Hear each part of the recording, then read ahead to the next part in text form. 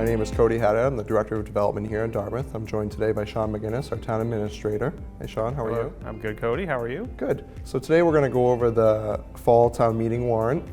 Town meeting is scheduled for Tuesday, October 19th. It'll be held via Zoom once again. 7 p.m. Check-in can start as early as 5:30. We encourage everybody to check in nice and early. This town meeting we've elected not to do a practice session, and that we feel like this fourth time, so everybody should have it under their belt. But if there is somebody who needs some assistance, you can contact the town clerk's office. They'd be more than happy to help you. So this town meeting, we have 11 articles. A lot of them are housekeeping, should go pretty quickly, but we'll start. So Article 1 here is a Community Preservation Committee article. It's for the funding of Pontigansett Park and Dias Landing, the seawall repair over there. It's in the amount of $35,940. This is in conjunction with a Mass Coastal Zone Management grant that we were able to secure for the town for a little over $107,000, and some in-kind services by town staff for a little over $5,000. So this is just a recommendation by the Community Preservation Committee for that project. Article 2 is an appropriation for community development activities. So this has been done in the past, a little bit different. It's a little bit of a larger amount this time around. Community development's looking for $60,000. This would come from the Community Development Block Grant, which was closed out this past fiscal year, and that money would just ultimately just be a transfer for community development activities. This would allow for various different things, affordable housing initiatives. We recently funded the design of the dog park up at the regional park. We use it for grant technical assistance. We actually use this to secure the Coastal Zone Management grant that was referenced in Article 1. So it's a great thing to do and do some really successful projects. Great. Excellent. So Thanks. I'll turn it over to you for Article 3.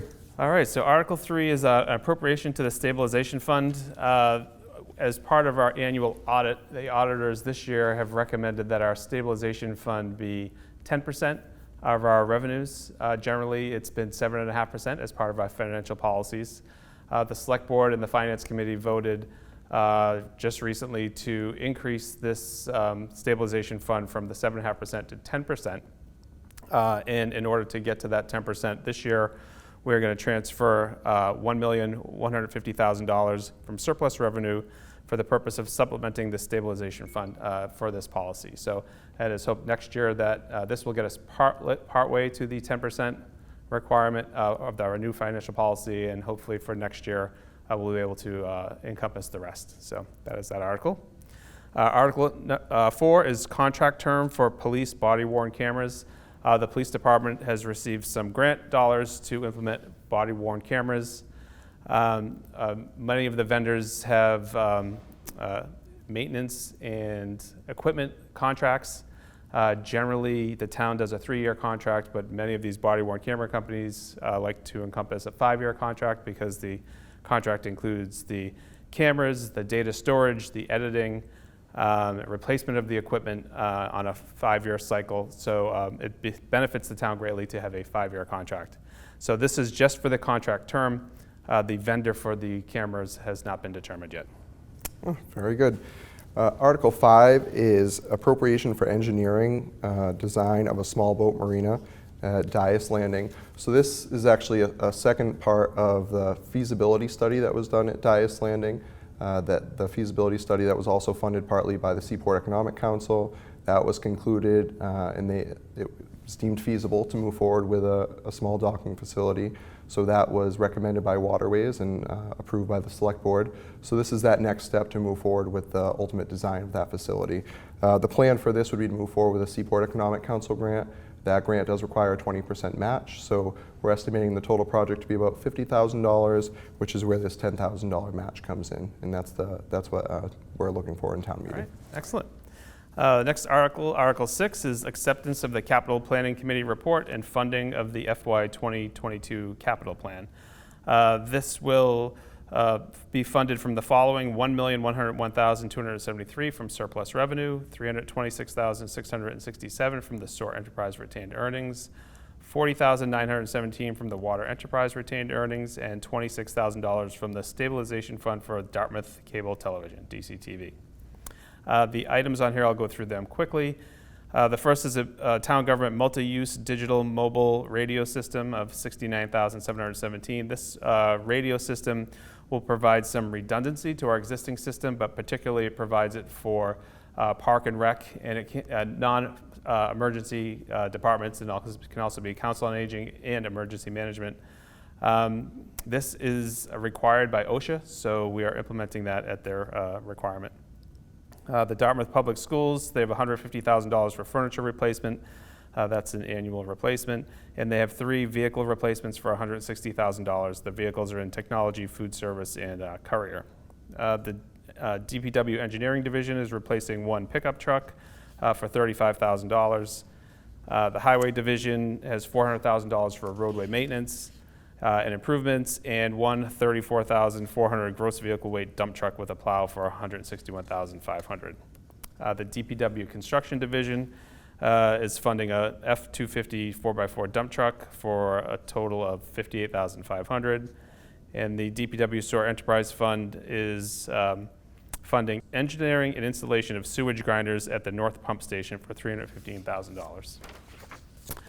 Additionally, Parks and Recreation is replacing their 21-year-old beach rake. That'll be $48,000. That services 3 beaches in town.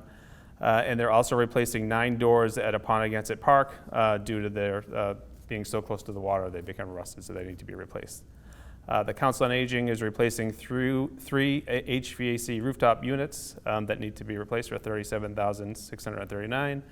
And DCTV is replacing their edit system server replacement at the DCTV office for $26,000. All right, and next is Article 7, which is the appropriation for a collective bargaining agreement. This is for a settlement for FY21 and FY22 with the Dartmouth Town Employees Association. The total for this is $417,774. Article 8 is the leasing of the athletic complex comprising the soccer fields. These are the soccer fields of Dartmouth Youth Soccer Association over adjacent to the high school. This is to enter into another lease agreement as their lease is expiring this year, and this will allow for another 10-year lease. Article 9, personnel bylaw amendments, salary adjustments, and new positions. This increases the salaries for the beach supervisor and lifeguards. From the beach supervisor, compensation pay will go from $17.50 an hour to $20 an hour, and the lifeguard compensation will go from $15.50 an hour to $18 an hour. This is to help with the fact that this past year, the park department had a really hard time acquiring lifeguards. Other communities were paying more hourly, so that is a big incentive for lifeguards. So this will help to hopefully offset that. And that's why they're doing that this fall, so they can be prepared for the spring. Also, we'll be adding 2 positions to Schedule E. A library technician, which is non-union, average of less than 15 hours. And that compensation range is $21.50 to $25.25. And a custodian, non-union, averages less than 15 hours per week, and that compensation is $16.12 to $19.26. These are just positions that can be confused with current union positions, but they are not union positions, so we are separating them out. All right, Article 10, amendment to the floodplain overlay district. Subsequent to the adoption of the FEMA maps at the last June town meeting, FEMA contacted the town because they had amendments to the maps that they had just created. So this is a lot of wording, but it is an amendment to one of our flood maps around Buttonwood Park. The information is in the packet. It's a lot to go into, but they've made an error in one of the flood districts, so they're correcting that. And Article 11 is a citizen's petition to transfer available funds. It's the wording of the article is to see if the town will vote to transfer $100,000 from certified free cash to be used as the town's matching portion for grants. This is a citizen petitioned article, so they will be able to explain it at town meeting in detail. Okay, very good. So pretty short town meeting this year. Everything should move along very quickly. So just to reiterate, town meeting will be held on October 19th at 7 p.m. via Zoom. 4th time via Zoom, seems pretty successful. There will be no practice session this time, as we've held them 3 other times. If you do need assistance prior to town meeting, you can call the town clerk's office and they'd be more than happy to help you. You can start logging in as early as 5:30. We do encourage everybody to log in early and that way there we can start town meeting as close to 7 p.m. as possible, and we can get done as early as possible. Thank you. One thing I might add is residents can log in early, and they can log in and just go off and do their thing and stay logged in, so they don't need to be up on their computer the whole time. But yes, you're correct. So the participation in our remote meetings has been very good, almost better than sometimes in person on a couple of our meetings. So we do encourage people to log in and participate. It's very easy to do. I think it's more efficient. People can do it from their living rooms. So it's been a nice alternative. I know hopefully one day we'll be back in person, but for now I think it's worked out really well. So we look forward to seeing you all on the 19th. Well, Sean, this is very good. I think this is good for the residents to see what's going on, a quick little overview of town meeting. And this is very good. Thanks for joining me today.